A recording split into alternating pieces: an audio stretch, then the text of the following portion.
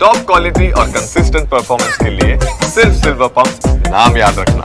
શિવમ પાર્કનો વિવાદ વધુ વકર્યો છે। સરકારી જમીનમાં 300 થી વધુ મકાન ગેરકાયદેસર કરીને તેને વેચી નાખવાનું કૌભાંડ સામે આવ્યું છે। હાલ અત્યારે તમામ રહેવાસીઓ છે જેમને 7 થી 8 લાખ રૂપિયામાં આશરે 10 થી 15 વર્ષ પહેલા મકાનો લીધેલા છે। જે નોટિસ છે, સૌપ્રથમ તમને હું આ નોટિસ બતાડવા માંગીશ। સરકારી જમીનમાં બિનઅધિકૃત રીતે જે મકાનો ઉભા કર્યા છે તેના પુરાવા માંગવામાં આવ્યા છે કલેક્ટર તંત્ર તરફથી। હાલ અત્યારે લોકો પરેશાન છે કારણ કે મુકેશ પટેલ નામનો વ્યક્તિ અને ભૂપત ટાક નામનો વ્યક્તિ લોકોના રૂપિયા ઓળવીને ચાલ્યા ગયા છે। મુકેશભાઈનું તો અવસાન કોરોનામાં થઈ ગયા છે, પરંતુ ભૂપત ટાક હજુ પણ ફરાર છે। હાલ અત્યારે સ્થાનિકો જોડાયા છે। બેન, જીવન મૂડી અત્યારે તમે રોકી દીધી, હવે આ ગેરકાયદેસર હોવાનું કે છે, શું કહેશો? આ કઈ નહીં, અમે તો ભૂપતભાઈ આગળથી લીધું જ છે, વેચાતું લીધું છે, અમે કઈ જગ્યા તો નથી વારીને કર્યું, સરકાર આગળથી લીધું, અમને કાગળિયા કરી દીધા, ત્યાં લગી કોઈ ન બોલ્યા, અને આજકાલ નથી રહેતા, 10 વર્ષથી અહીંયા રહીશી। બેન, અત્યારે જે વાત સામે આવે છે, એક કૌભાંડ એને આચર્યું છે, આ સરકારી જમીનમાં મકાન વેચીને બારોબાર અને કરી નાખ્યું છે। તો અમે ક્યાં જાવું નાના માણાને? હજી દેવાય નથી ભરી રહ્યા, હજી કોઈ પાસેથી પૈસા લીધા એ નથી દઈ આવ્યા, કે અમે ક્યાંથી નાખી લે પાછા?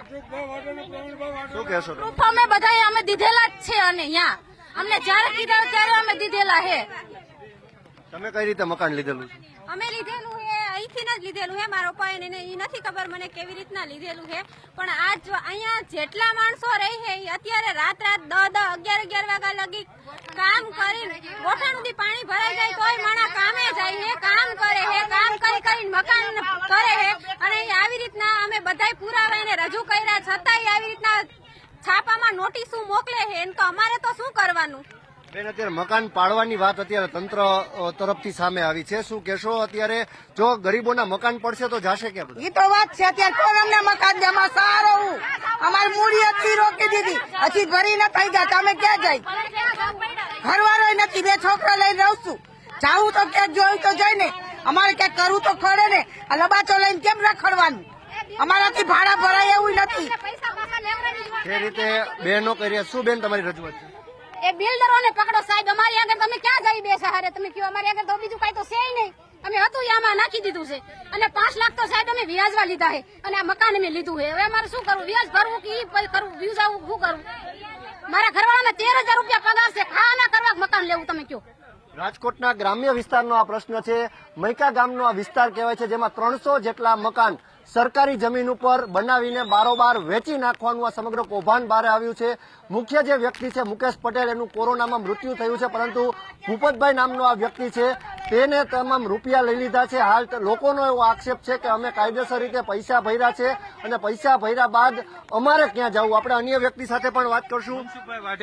મનસુખભાઈ વાઢેર પણ સામેલ છે। તમે કઈ રીતે મકાન લીધા છે, અને હાલ ક્યાં ક્યાં વ્યક્તિઓ આમાં સામેલ છે? અમે મનસુખભાઈ વાઢેરા મકાન લીધેલા છે, બરોબર, 7-8 વર્ષ પહેલા।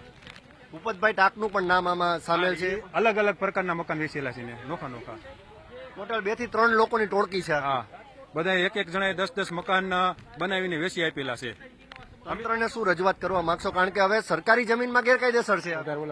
ઓલા ભાઈને બોલાવો। જે રીતે તમામ લોકો અત્યારે આક્રોશ કરી રહ્યા છે, સ્પષ્ટપણે પોતાનો જે આસિયાનો છે, જે પોતાની ઘરની છત છે, તે ચાલી જવાની તેની ભીતિ છે, અને લોકો અત્યારે જે માંગ કરી રહ્યા છે સ્પષ્ટપણે કે અમારું ઘરનું ડિમોલેશન ન થવું જોઈએ। જે વ્યક્તિઓ આ તમામ લોકોના રૂપિયા લઈને ફરાર થયા છે, તંત્ર ન્યાય અપાવે તેવી તેમની આશા છે।